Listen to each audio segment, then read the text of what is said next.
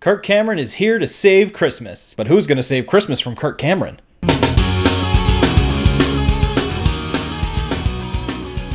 Hello everyone, my name is John and welcome back to Homeless Movies, where I like to give secondhand films a second chance to be appreciated and see if they're still worth watching. And if you like making fun of bad movies as much as I do, make sure to click subscribe and ring the bell so you don't miss an episode.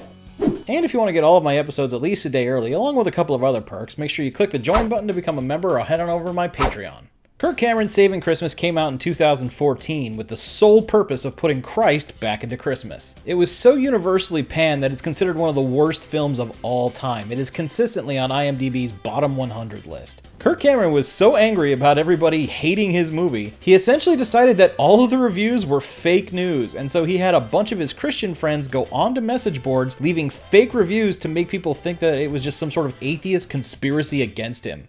The movie starts with Kirk Cameron playing himself, delivering this extremely long-winded speech from across the room, explaining that everything pertaining to Christmas gets him harder than Daddy Derek hearing that the gun show is back in town. I love Christmas. I love the fire. I love the presents. I love the stockings. I love the tree. I love the fudge. I love the lights. I love carpet. Brick, are you just looking at things in the office and saying that you love them? I love lamp. We get it, alright? Christmas is already awesome. And if that's the case, why are we here? What are we even trying to save it from?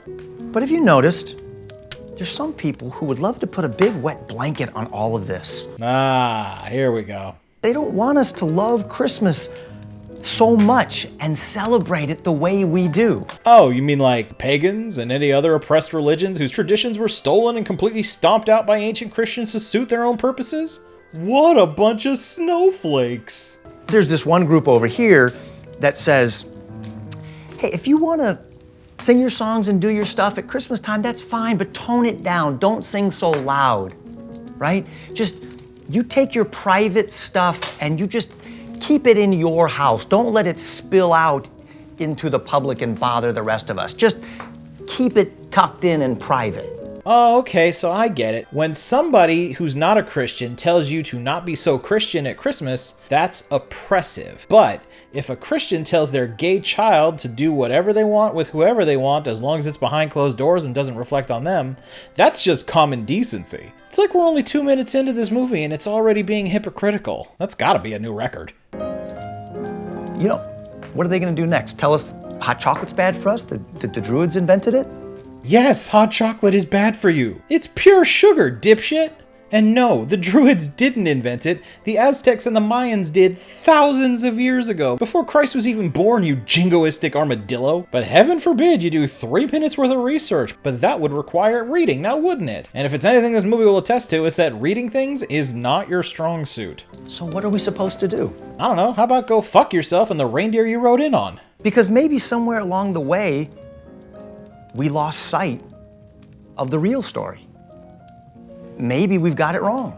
Kirk Cameron most definitely does have this wrong. Everybody knows that the real story of Christmas is about 4 Teenage Mutant Ninja Turtles trying to find a present for their rat master. Gotta get a gift, gotta get a gift, gotta get a gift, gotta get a gift, gotta get a gift for Splinter. Or maybe we're listening to the wrong people. Do any of us really want to know what Kirk Cameron considers to be the right people? Or maybe, just maybe, someone like Santa Claus is actually on the team? I don't know what team he was talking about, but all of that bullshit was just the first intro to the film. And I do mean first. Stories are tricky things. You're right, Kirk, stories are tricky. It's almost like anybody with an opportunity and a camera can just make up random facts and say that it's true without presenting any evidence whatsoever. Now, I'm not just gonna outright say that you did it, but I will heavily imply it. There was a time when we didn't mind hearing the same stories over and over again. In fact, when we were children, we insisted on hearing them, on an endless loop. I mean, yeah, dude, that's because the internet didn't exist. There really wasn't anything else to do except farm and then die at 35, you dingus. And besides, we totally don't have a problem hearing the same story over and over and over again. Do you have any idea how many times Spider-Man has been rebooted over the last 20 years? Uncle Ben has been through a lot. Whoa, who the hell is this guy? And what is this very ska Christmas we're having all of a sudden? It's only 76 minutes long, and the first 9 minutes of it is just intros. Hey everybody, that's me, enjoying the party. And that's my sister. She's throwing the party. No one loves a Christmas party more than her. And that's Christian, my brother-in-law. And yes, that's his name, as if you haven't been hit over the head with the premise enough already. And he plays Kirk's fake brother-in-law to his real sister. And somehow, that's the least confusing thing about this whole film. He seems to be having a bit of a panic attack when it comes to Christmas for, I don't know, 1 or 20 reasons. Where some see youthful joy, others see phony smiles and spoiled bratty kids. Where some see laughter and holiday cheer, others see pretense and obligations. Where some see festive decorations, others see perverted symbols with hidden meanings. Where some see innocent toys, others see pointless distractions. Where some see generosity and the joy of giving, others see needless spending and bad stewardship. Where some see religious persecution, others see total bullshit. See, Kirk? I can do it too. Commercialism, greed, holiday junk, materialism, paganism, elf worship. The list goes on and on. I mean, yeah, those are all very real and legitimate concerns that people have about how they should celebrate Christmas. But there's a very easy solution to that. Just celebrate it your way. People all over the world have celebrated Christmas in their own way for hundreds and hundreds of years. And to be honest, there's really no wrong way to do it. Unless you're Dutch, because it's 2020 and somehow Black Peter is still a thing. Google it. Christian appears to be afraid that the true meaning of Christmas has become lost in the hustle and bustle of the season, and dudes like DeAndre playing the token black guy just yammering in his ear about total nonsense is not helping. What's up, DeAndre? How you been?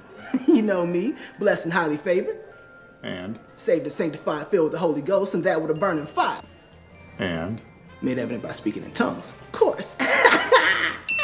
You guys in your verses. You know, some people would choose to tackle world hunger or poverty or war crimes, but DeAndre, man, he knows what's really important. Crazy Shirt Friday. You get that memo? About what? No more Crazy Shirt Fridays. What? I can't believe they've done this. How could they take away Crazy Shirt Friday? And who the hell are they anyway? The man. Corporate. Oh yeah, that clears it up. They think they're gonna tell us what to do. If we don't have Crazy Shirt Fridays, it's the end for us. Man, that's all we got. What else do we get? Floor 2? I don't want floor 2. You know what happens down in floor 2? I don't want to find out, because I'm on floor 4. And I like it that way. We're gonna keep it that way. We're gonna march if we have to. Straight power. Me and you. My people have been through enough. Okay, whoa. Did you just shout straight power and then compare the loss of Crazy Shirt Friday to systemic racism and slavery? And then they start taking over, telling us we can't have Fridays, then you can't have Thursdays, then you can't have Tuesdays. And what's left? Wednesday, hump day. That's already a day. That's not our day. We need a day for us. Crazy Shirt Fridays. If Crazy Shirt Friday is the sword that he's willing to die on, then so be it. But I gotta tell you, if he doesn't stop talking about it soon, I'm gonna let him borrow one of mine. If he doesn't stop talking about it soon, I'm gonna let him borrow one of mine. I'm gonna let him borrow one of mine. I hit my head. I'm gonna hand him one of mine. Ow. Fuck, that really hurt. That took way too many takes. Do you know how many crazy shirts I got that my wife gave me for Christmas? I'm assuming none because I'm pretty sure you've got a husband and I bet he's just lovely. What am I gonna do with those? That's not me. He's literally talking so much that the movie itself tries to play him off like he's giving a speech at the Oscars. Are you listening to me? What? I'm gonna get some hot chocolate. I'll send you the email again, alright? I'm out. Is there booze or something in the hot chocolate? Because everyone seems to be obsessed with it. It would explain a lot. I mean, Kirk Cameron's already teaching these elementary schoolers how to do whippets, so who knows? Hey, Christian! Nope, not here. Just Bill on the couch. Who the hell is Bill? I don't know, but I feel like I really need to. I can tell you this, if we don't get some more Bill, I'm gonna be so mad. Kirk eventually finds Christian outside having a panic attack in his car, and he decides that he is the one best suited to help him through this, and he does this in the worst possible way. Everybody just wants stuff. I look at what Christmas is, and I think to myself, this cannot be what God wants.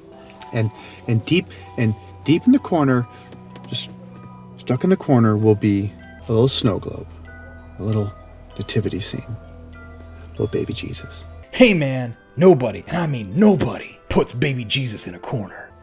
And put a little glass thing around him. Shake it upside down. It's winter. Snow falls all over baby Jesus. And by the way, he was not born in December. This is not what Christmas is all about. Everything he said is 100% valid, and he's allowed to feel that way. Or at least he would be if Kirk Cameron wasn't there to say this. But this is all wrong. This is all wrong. No, you're all wrong. You drank the Kool-Aid. You took the bait, hook, line, and sinker. It's all about Jesus. And you're spoiling the whole thing. Not just for your wife, but for everybody inside your house. Oh, you, Kirk Cameron. Who the hell do you think you are? First off, the only person who even noticed he was gone was you. Second, this dude is clearly having some sort of existential crisis about Christmas, and you're telling him and us that he's ruining everything for everybody else because he agrees with you that there should be more Christ in Christmas? Like, how are you gonna justify that?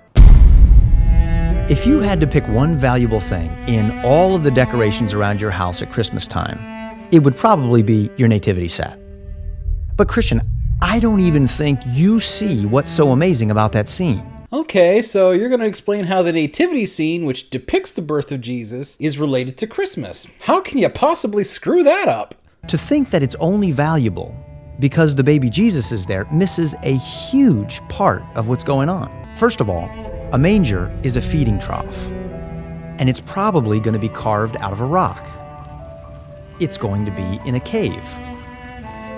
And upon that rock, you would feed your animals. Get to the point, Seaver! Now move beyond the cute and traditional, where everything is safe and soft, where everyone has white skin and clean clothes. Alright, it's only slightly racist, so let's just move past that. What happens next? You need to think of Herod's soldiers moving through the streets, finding babies and murdering them. And mothers weeping for their children. That's fucked up, dude. This got really dark really quick. I'm hoping that you have a point that you're trying to make here. Let's set the stage. The Bible draws our attention to something that we usually think of as just a prop. Let's take away Joseph. Now let's take away Mary, leaving the baby. Let's even take away the baby himself for just a moment, because by getting a look at this prop, we'll get a better idea of why he was born in the first place. Swaddling cloth. What is this swaddling cloth? Is it just a blanket for a baby? Yes. We usually only think of the baby Jesus being wrapped in cloths. But the Bible brings these cloths back into the story one more time. At his tomb, when they rolled that stone away. Oh, okay, whoa. Say, what? Are you saying that Jesus was buried in his swaddling cloth, or are you trying to make a point about just cloth in general? Did you ever wonder why the wise men brought frankincense and myrrh at Jesus' birth? No, Kirk, but I'm pretty sure you're about to tell us. Those are burial spices. Why would they bring burial spices to a baby shower? The birth scene is a picture of a coming burial scene. So let me get this straight. The birth of Jesus is meant to have predicted the death of Jesus, and the fact that he was wearing cloth at both times is what ties the two together? I mean, we do all start wearing diapers and usually end up wearing diapers in the end, so, yeah, I guess it kind of makes sense. Is celebrating the eventual death of a baby the reason that people bring flowers when a baby is born? Oh, hey, you just had your baby. Congratulations. Here's some flowers to celebrate its inevitable demise. You're welcome. Let that image paint the picture for you. A baby who came to die. Yes, That's the reason for the season, right there.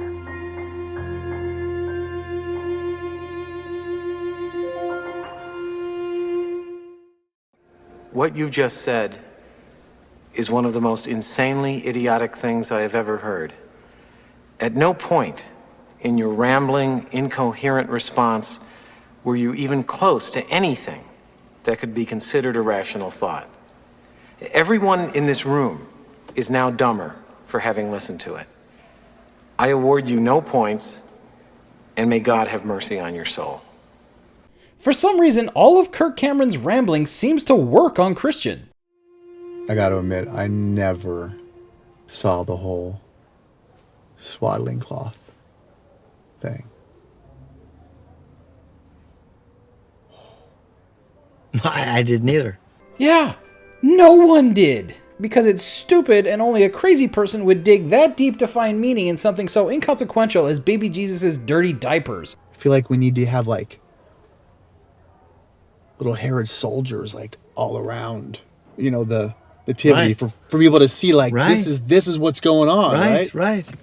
Is Christian trying to imply that his problem with Christmas will be solved by placing more reminders of child murderers around his house? It's a good thing I got him this John Wayne Gacy self-portrait, otherwise this would have been really awkward. Oh, man, DeAndre, what's happening? Oh great, DeAndre's back, and he found a friend. You know what's really going on here? Yes. No, I don't. I legitimately believe that line because so far, it's the only one I can relate to. 3 words. Popeye's chicken sandwich. You know, they only made so many that first time on purpose. Seriously, how can it be so good? I'm trying to go on a diet here. I got a wedding to go to, and it's already hard enough with the McRib being back, and everybody knows that that's my favorite sandwich in the whole wide world. And oh crap, the camera's still rolling. I really want a McRib right now. War on Christmas. Oh, fuck me. I think it would be in our best interest before we go any further. We gotta be really careful. You never know who's listening or watching. Cups up. Oh, okay. All right, man, check this out. We got to go on the offensive. It's like the rapper Sugar Free said, if you stay ready, you ain't got to get ready. They're already taking away our freedom of speech. I can't say Merry Christmas at work no more. I have to say Happy Holidays, but I am not in the days. I am wide awake. I don't even fully understand exactly why we're doing this because I'm pretty sure that by just switching over to a voiceover that we're actually speaking louder than we were before. And what are you even talking about in the first place? It's deeper than that, though. You heard about Area 51? What about Area 52? That's where they're keeping all the mangers and trees and nativity scenes they keep taking down. Come on, man, they got fluoride in our water. I'm saying that's got to cause at least Asperger's. Come on, you got the chemtrails and HARP trying to control the weather with the womp womp. I saw loose change. I know what's up with the whole Koch brothers, Halliburton, Dick Cheney, Enron, Fannie Mac, Freddie Mae tie-in, but I mean, that's obvious. Look, man, I saw it on Fox News, so you know it's true. War on Christmas. It's everywhere. I have some questions. This whole rant about conspiracies doesn't go anywhere and never gets spoken about ever again. It just ends with the two of them going, So you know what we gotta do, right? What? The only thing we can do. and then not saying what it is or doing it. So the only thing I can assume that they have to do to deal with the conspiracy theories is just stop talking about it. It also comes across as really sort of making fun of the people that you would consider to be the target demographic of this movie, which is hard conservative Fox News watchers. In this one scene, it feels like the movie has alienated any potential audience that it could have had, which begs the question, who is this movie even for? And to be honest, the only person I can think of is Kirk Cameron. Speaking of which, Christmas trees are up next on the Kirk Cameron chopping block. Christmas trees. Newsflash! Christmas tree, not in the Bible. Matthew, Mark, Luke, John, Deuteronomy, I missed it. I miss some Leviticus sometimes. But I'm pretty sure it's not in there. Which is true, but he can't really give any actual examples because he's written to be kind of an idiot. That's a pagan idol symbol worshiping thingy. You know that, right? That's what they would worship the god with. You know the gods. What gods? the gods. Which gods? Thorsus, Cyrus, Thor. It's always a. Are those gods or Pokemon evolutions? It's either that or some kind of a skin disease. I wonder what the infomercial for that would be like. Hi, I'm small-time internet celebrity and comedy hack John from Homeless Movies. Do you or anyone you know suffer from thoracisis? If so, there may be something that can help. From the maker of Earth, life, and literally everything else in the universe, it's Jesus. Side effects include bigotry, delusions of entitlement and persecution when doing something as simple as buying coffee from Starbucks, the vapors, sudden onset verbal diarrhea, and on occasion, actual diarrhea. Jesus. Remember, if you don't sin, he died for nothing. Where are Christmas trees in the Bible? I'm glad you asked. I'll close my eyes again. Here I go. I'm waiting. Where are we going in the Bible? Genesis. Okay, so see if you can follow along this bit, because I personally had a really hard time with it. Kirk goes on to explain that Christmas trees are representative of the tree of knowledge of good and evil from the Garden of Eden. And the decorations we place on it are meant to be the fruit from which Adam and Eve ate from, which honestly doesn't sound too terribly far-fetched. But this is Kirk Cameron we're talking about. You know he can't just stop there. Let's go back to our story. As I was saying, Adam stole the fruit from God's tree and ate it. Now, when you steal something, you're required to put it back. But how could he? Adam had already eaten it. It had gone down inside and become part of him. So if you're like me in any way, you're probably thinking, well, the only way that Adam could basically put the fruit back on a tree would be for him to poop out the seeds of the thing that he ate, plant them, and then grow another tree, so that you have another tree with fruit. And if you're thinking that, congratulations, you might be considered a rational human being. Kirk Cameron is not that. The only way that Adam could put the fruit back on the tree would be, as crazy as it sounds, he would have to put himself up on that tree. Now think, what did Jesus do? He was the last Adam. He put himself up on a tree, making us right with God.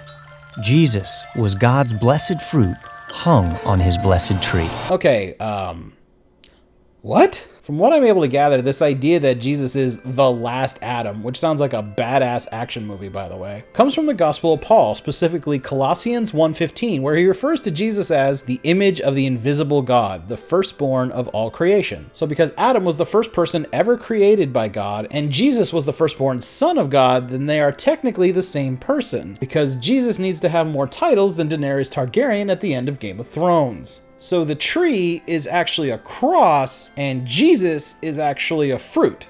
Got it. Man, I'm so smart. So when you walk into a Christmas tree lot, I want you to see hundreds of crosses that will never be used because of Jesus' finished work.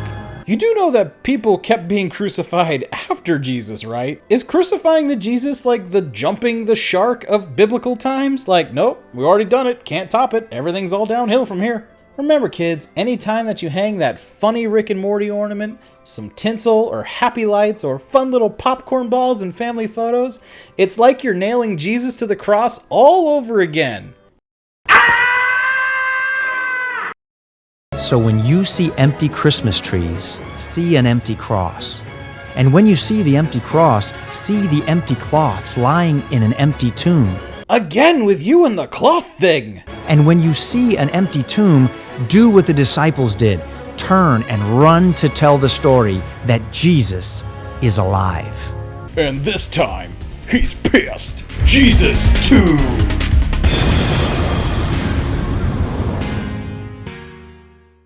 After all that, Christian then apologizes for not seeing the on-the-spot made-up symbolic nonsense that Kurt has been feeding him. I almost feel bad. I wasn't looking closely enough. Which he absolutely shouldn't have to do, but we have to remember that Kirk Cameron is the real victim of Christian's anxiety here. Especially when he decides to start going into a weird rant about how Santa is actually the devil. Just think about it. Just think about it for 1 minute. That's the guy. Santa. That's obliterated Jesus. Jesus is gone. S-A-N-T-A. Rearrange letters. Satan. Santa, Satan. Same letters. Look, we all know that that isn't true. We all know that Santa fought the devil in Season 5, Episode 21 of Mystery Science Theater 3000. Kurt tries to tell the story of the real Saint Nicholas, a Catholic bishop who was known for his generosity towards children, and while it sounds innocent enough, it follows the same formula as all of his other explanations. Provide accurate historical information, follow it up with batshit interpretation. Sir? Go away. He's here, sir.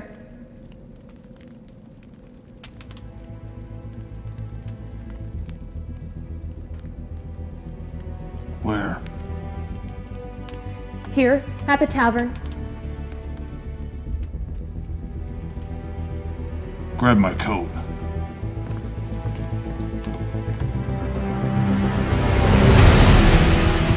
So Santa goes into a cavern, which, judging by all the antlers on the walls, belongs to Gaston from Beauty and the Beast, and sits down next to the conspiracy theory guys from earlier. The bald one is meant to be Arius, a rival bishop whose radical views of how Jesus was not on the same level as God warranted the creation of the First Council of Nicaea by Emperor Constantine in 325 AD.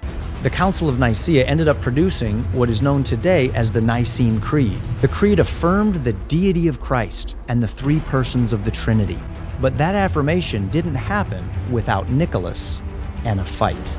It's said that during this council, Nicholas became so enraged with Arius' heresy that he got up and slapped him in the face. So those are the historical facts. How does Kirk Cameron interpret that fight?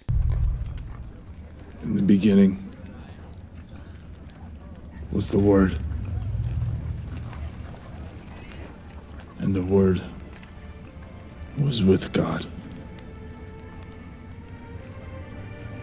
And the Word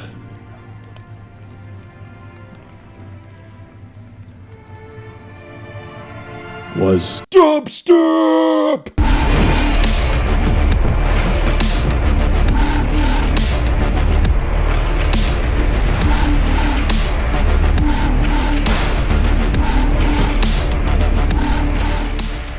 After whooping Arius' ass, Santa goes back home to meet the same girl who told him what was going on in the first place, and she just starts, like, making fun of him for doing it?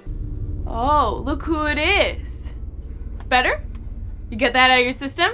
What the hell? I thought you were friends! And then Santa gives you the creepiest smile you've ever seen and then says, Come on, let's go bless some kids tonight. We've got gifts to give.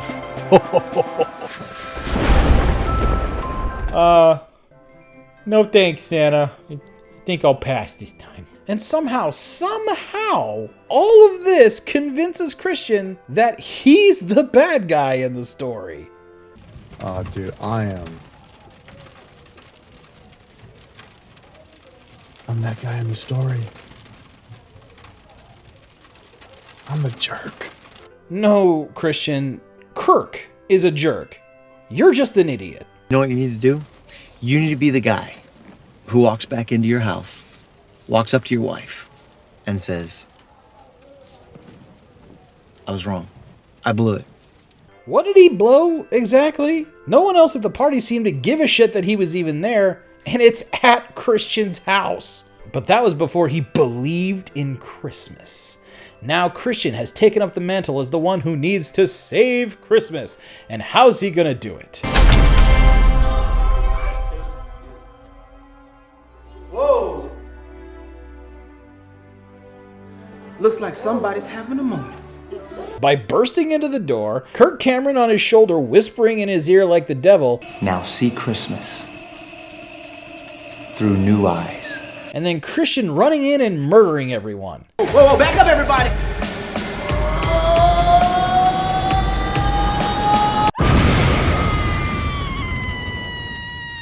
The end.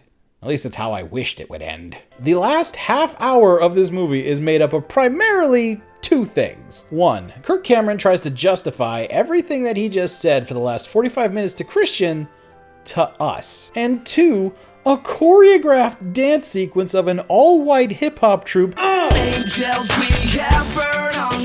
filled with awkward slow motion, extremely bored-looking children, and one really, really intense dude at the end.